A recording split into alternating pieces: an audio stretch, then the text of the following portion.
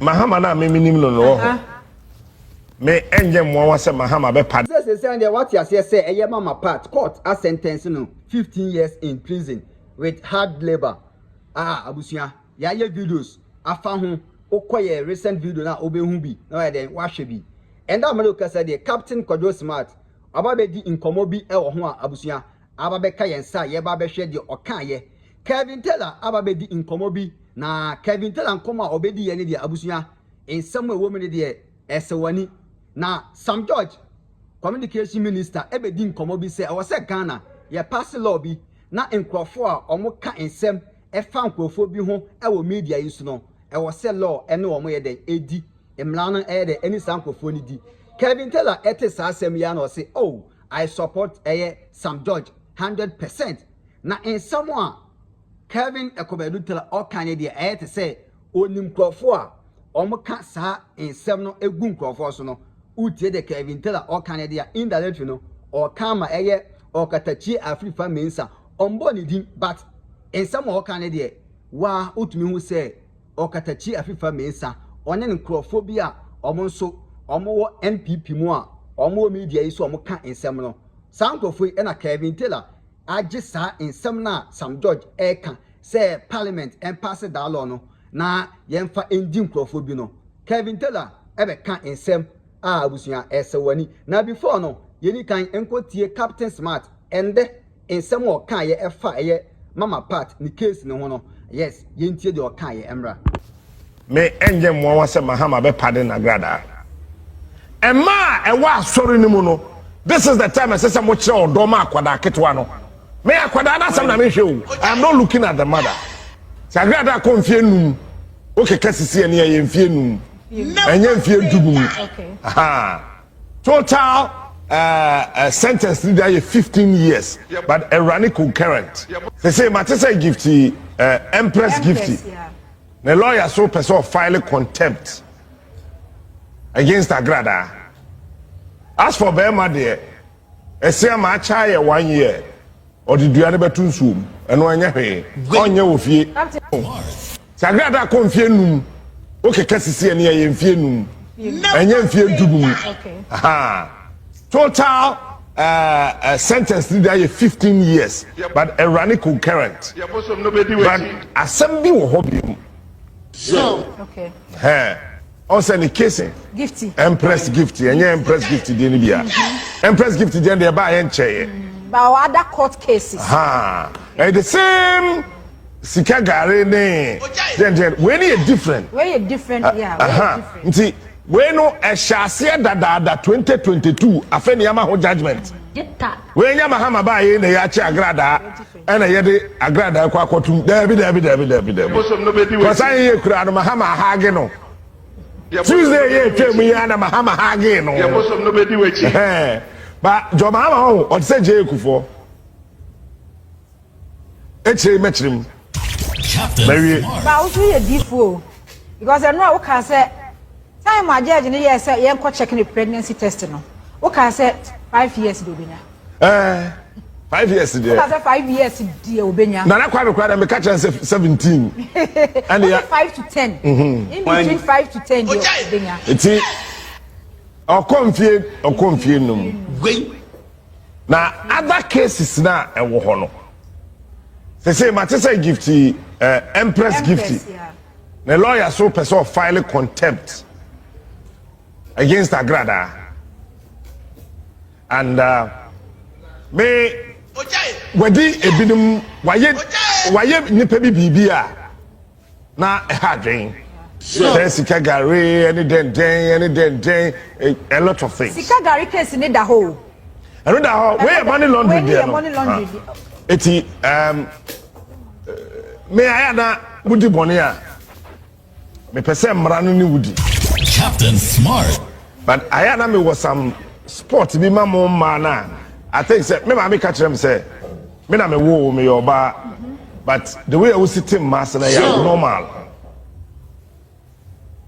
sada ma me catch them say me yoba but the way I na also some mass na mass no say they was kind no abnormal but still I know me dey have me say o say ne bagel no nyini ye Rihanna your friend say yeah me so go say Rihanna when she ohia obia senka enna e won life na wetimi adane no as for Bema there ese ma cha ye 1 year odidua ne betu nsuom eno anya hwe onye wo fie captain 1 year akra de kwan wa onye wo fie uda okra okona wo 5 years eh o so for me yes obetu na twen nyame anim so for twen wo nyame anim uda okra wo ho no kra every day Monday to Friday Saturday Sunday 7 days a week 30 days a month kra wo yeah sure na whole month mama nyesa bisa Father Abraham captain bisa Father Abraham mama ye nyesa da nyash sa na yete oh ye Bema ye 10 years oh captain oh mama mu free Old Testament abe New Testament ye fi New Old Testament Old Testament mo be New Testament oh yeah she suffer solo ye yira tukwan suffer solo by 3 years ni on fa duare ntunsuo mu da mo manyi mu amonye no mo go 100 e bia benya mu ba akopɛ oh na guys asofo nyina wo sa mema we pa dey need the theater go in this discussion sir Bema bia no betu atras mfie num oh miss we 100 ade se ba akopɛ oh enti ye me the empire me ba ne se me bo empire ma angelesiama enya me nhye ne den o say abofo no so bi wo ho so a wo very smart people when they say bia me nua so for abofo we very smart hello Monica but agro nyina ne say ojai enye niam eda fom say namre yi wiase ma ye we ye say ya ma wo so bum mfie num dabi yesterday I hear one man won a edi fel esre nyina no enje he no problem e ka de ba no but captain baby akwa girl no go school dey be den so be sorry so go school enu ne asem no Monday pass Rihanna say wadware why say school atade uniform akoschool e be den because enu a wo hwe dey see here court on court premises on na e on say after judgment no buy no first no omo dey call for pregnancy test no and dey na handcuff no but after judgment no say o pie no na odisa na eyi ne scarf no akata ne nsa so na just handcuff no na dey no kwa kwhye kan enti akwana kasa kwa no from enu na akra eba no trauma onemu no exactly Monday kokoro ntimi nko school I don't even say next week and I say school kura wo no kura no girl no betimi akọ school no mu bi but eno na make as a captain as a mother as a father and as a parent bibia wo ye bia no so twa wani hwe wachi social media airspace ni the captain emuso ne a wo pese wo ye bia nya publicity wo kuli clout bia wo betimi aye but the end results no company for na mo wa Agradaa so no no this is the time I say who say na mo so mo ko Agradaa so nya 200 Ghana cedis na mo po asori o de ma mo no mo bebre so sa so no mo ko no because the last time it's a lady be interview also we jai because na oboa no kwa na wo ko no onya de one ne mabedie se nipa na oba be che sika 200 Ghana e ba be che ntoma kensu etu unse ntoma ye fe ni kensu etu so mo ebu mo na etu o be che sa ati mama no nipa na ye se no wadam yi eti se si e no member eti na che se de wo ko Agradaa asori akope bibi wo kope bibi ba sa akwada no a ofi Agradaa mu ba no ko na be bo no ne ba no ai oh ba ne de say yi ho no mo enje si ama wo ho eh family nsu wo ho enje si ama wo ho no because na waje aware aboso yi eja ya de gwogwa ho bo ehun samena ne wo Ghana ha say na ne etedua ni na wugya yakọ matisa Agradaa ka side so other businesses and they say no say enje si ama de no tools well no 5 years se kwadwo na ntimi a e wo so no timi 5 years kwa se kwadwo enye 5 years soon no betwa afi bia so te afi bia so betting one ko betimi akobe say 4 years so enya presidential pardon because me there e be me wan say president Mahama after some would do Agradaa dey na store dem kan 2024 I think around November mu ho e ka de kire papa ne pa no But President Mahama ni ehun first 2012 to 2016 no onye the same President Mahama 2025 to 2020 a year ID koyo. Onye the same o. Captain, onye the same. Enti no. Any first na. Debi Mahama na me minim no. Me enje mo wa se Mahama be pardon Agradaa. The law is the law. And only a chief justice statement too. But I said that the law is the law. But that law also just a president to be pardoned. Anti-president pa. The president penasa. Mahama pa. Opa. 2-3 years. Obe pardon Agradaa.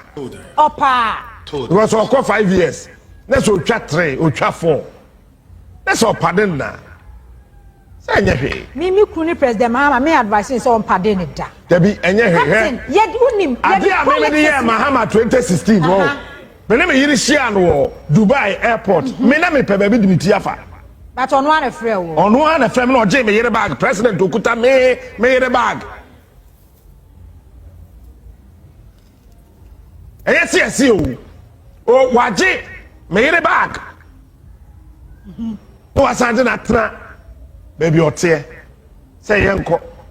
Say that they don't want me yama. Oh, and or them 2 months to cry them. Engineer Sama, Mabunye do. Jina wona so. Agradaa man yo omo 2. And so wobenya look edabia say nemba ne bia nyini o so omu nyini yo. Sika wo ho nti won ware fofo. Sit down with them. Sika wo businesses wo ho ye obehweso. Business man. Oh, but say it is Agradaa. I am telling you here, not sorry the question in the Hobesha Diema for solidarity. The next Sunday, a subate for solidarity. The next Sunday, a subate for solidarity. Ghana had a one, so Wunima for power life a check idea. So for Joshua, Coco Joshua, Kumase, for a check idea. Your horse, I will be so sorry here, your friend.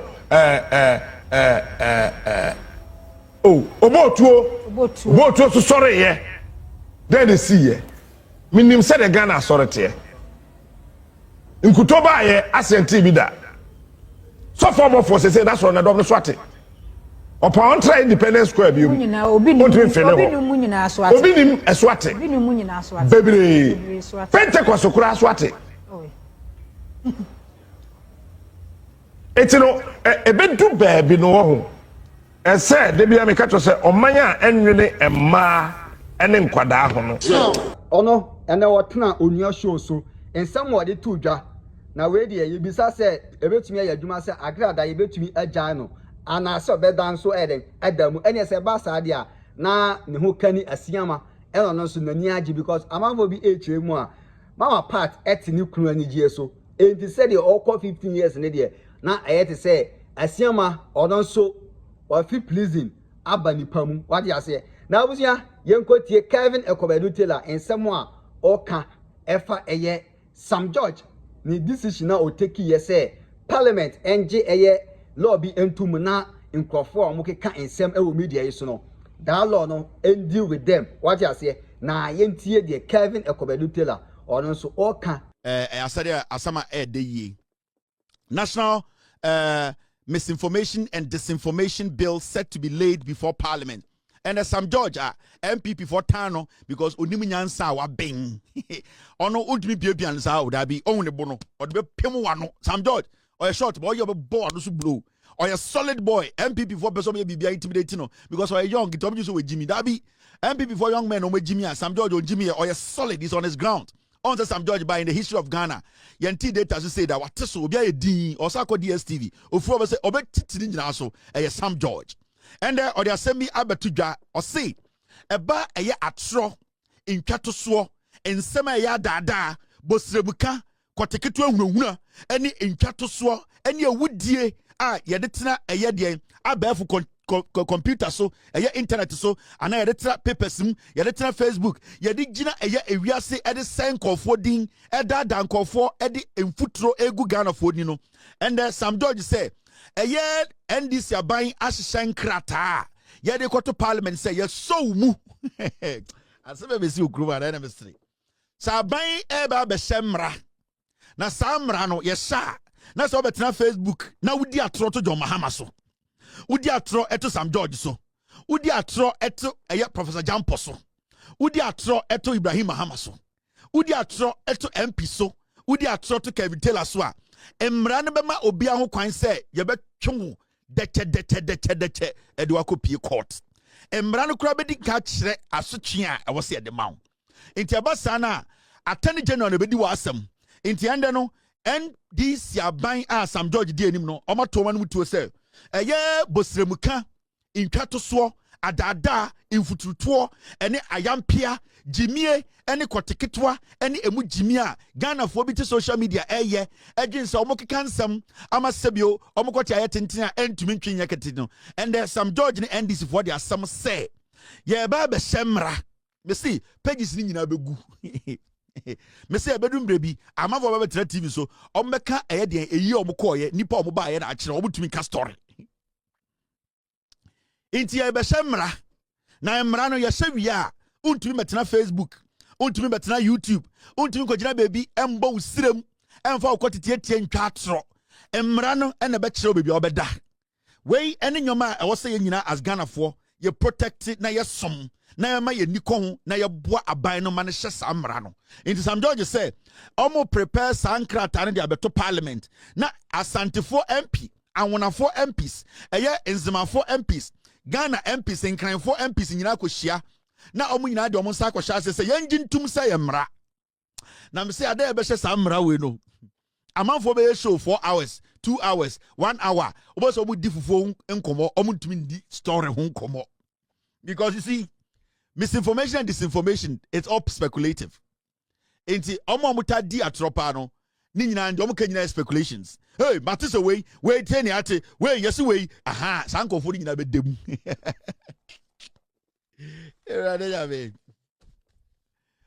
hello moto me see say hey yenim we hey we yenim so say no yeah we you know about we hey me see sankofo ni nyina be dem because say pass mra we a answer na betena wuntumi radio ejimi ho no unkuta krata wo be dem yeah say pass mra we a answer na betena asase radio abejimi ho okumase no wonni krata wo de be support ni engineer so a wo be dem so wo ti Facebook na wa adwene ya wo say Ghana mranchew wo de ye pass mra we a na wa betena abaya han we yes we ono ba we na wa employ ba we na ho de wa employ bia na obo obi din se gigim erade me say now betna TV so betna Facebook ebo bi din tra onye send the obo ma okoti ayetenten me say amanfo bedem enti we ebe check system no you will see what will happen in Ghana. And if they catch the MPP for say some percent mama Ghana for jimudia, you should start from the basics. Sibia NDC for you no monfa no kore. And hey, and hey, where do I say? Anyway, Sadia and Ube dem Democrat them 25 years there the order that and sana the eba. Intim where there let's all support for the minister to push it to parliament. Niam passing in the here. The bill yele to parliament. Ebe passe atro eye ntwa to so MPP for number 1. And the reason why I support this is say me juma be nyina tro do ni nyina no me de nkrata ene no kure ene tare chiri obi a oye kromfo nkwa ne problem with this obi a oye twa to so obi o twa atro ondi no kure obi a sebi oye ahoya Sebio na brabo ayabasa oh the onye no problem. Until I expect every single person or yet show to send me to encourage the Parliament of Ghana to pass this bill. In fact, it should be an emergency, it should be an urgent bill. I expect that by next week I will say bill way Parliament to be passing. Near will say Yashanemra, Yenina to Ghana, and they won't mean the nante. So we should all help Sam George to lay this bill in Parliament. To make sure say parliament agiatum, to make sure say abayamra, Messia passe idea we are 90% of platforms are omudin kwasasema omkasema MPP ni nyina begu. I'm telling you, within 1 month ni nyina begu. me say ye pass mra we ya 90% of NPP platforms ebegu. And the reason why it ebegu in say e dey na mo beka because untimi metena beka say hey ena we you say ena we na ati say wo de wo ye be ma na wabodin asebesi you say why we ena de meti ene say you say we aha wo de bodin ahona ba wu say akokɔ the second name ya lolo enti sa bill we there I support it. And this bill, I know when it is passed, within a month, MPP platforms, radio, TV, we will still control. Into we have been ya, oya ba, oya bema, odo Ghana, obesa Ghana, ya didn't know credit Ghana. Now, besi you ku jandam. You see, I know, me catch him say jandam will be murdered this year, and this is the beginning of the murder. Me catch him say MPP, you will murder sleep, you will not sleep anymore. Sleep, moku wo. Sabi way, I support it and it will be passed. Now the day bill way ever passing, I want to say man for to me screen record it. The day bill ever passing, I will tell all NDC MPs and ministers to get their aides on standby. They should get them on standby. Obi ka some or the frafra obi or bubobu bodin or yes or kase or any kase chie kura pa mo fa no go jina court. So obi betena TV so or betena Facebook or betena TikTok say or they will picture crab beto on any show so now I'm bold di kwa picture that's why I want to me question the panel. This is the only way a bit to make clean system no Ghana me fan into my pay fra yen nyina be wu so man ye chichire atro enanka ese Ghana atro ne kofa Akufo-Addo baaye atro ene de ba omia baaye atro ne mama Kennedy Japan be di MP atro ene de Brian Champo ru parliament atro ene de MPP sa pathway e man be di Ghana so 8 years atro ne de Ghana say e de obedru ha atro ne ma yesika sem nyina seye atro ene ma Oforiatta be the finance minister atro ne ma Gabi etu benya PD sika die atro ene de te ha ye busa Ghana sika sem adi pe bi mpeso e atro into the moment you are able to cut down atro your problem as a nation corruption in nyina na e atro na start corruption what you say corruption e atro na start corruption now oh yeah then oh yeah nya hwe eh na moko meeting be oh we dey conference keke e atro meeting no moko no omokodi nkomo a kire se ne obebu obi enso so we dey retreat e atro lies and start corruption. The moment you are able to clamp lies, the moment you are able to stop lies and corruption, we're defeating 50%. And let us try and infuse that that anti-corruption the venom in the system by passing this misinformation and disinformation act. You will see what will happen. This bill, it will change the media landscape. It will change the way discussions are held on radio and on TV in Ghana. You will see healthy conversation. You will see, say, people will start to now analyze and see, say, hey, inti Kenya mra we ne ba yanka oba betena be ka kire say yekoto aba na kwase bi tuntumi ka kire say aba ne betu bi Sunday ne atu bi Monday we nkodem dada kwase asa no apeteshini an hu fin sa no a whole party executive sana na bi enso tumi ko gina wo say aba ne betu bi Sunday ne atu bi Monday ne atu bi Saturday san kwase afo nyina nko mu da jail inti mu me nyina mboa ne support na sa eye de bill we yam pass it. Na ya pass bill we a region pa ebeboa no pa no e Ashanti region. Me say enye otumfo a anka bill we nka men support it. Na because men pese obi ebedi asantefo atro. Men pese obi be dada asantefo. Men pese obi betena wuntumi, obetena asase radio Kumase, obi betena radio bi so Kumase Kesben. E de atwa santeman tro say eye international airport no abedru inti Delta beba, den beba no. Saa de nti na me support bill we. Kwase bi ntumi ntena asante and dada asantefo. Inti bill we ba asantefo be hu no kure no. Bill we ba kwase bi ntumi ntena wuntumi and dada mo. Ojimifo bi ntumi ntena Kesben and dada wo. Or chibi ntumi ntena santimemu enka se media mete osompa intime kwasie bi ntumi nada inti this is why minuanoma santifo munyina momwa na yama bill we yam pass na embo asante ho ban se na be ya kwasie bi ntena nkran entwantro enkyere mo se moni abie enso ne emfa ade bi a kyere se enibia ba emba santimemu me na woka sei and the BBN why your friend at the B and Bia Abasante, National Theatre New Airport, international plane to Miss War, any national press conference or any Yenny Papa Bia or Campinski Bessie Bako. Monsieur Mammy, who I drink today, our comment section. Oh, yes, I need you. Now I subscribe, watch share, like you said, you have from so, even you be at tea. Aha, and I'm a little bit sick. Get away, and you do no, my crowd. Bye bye.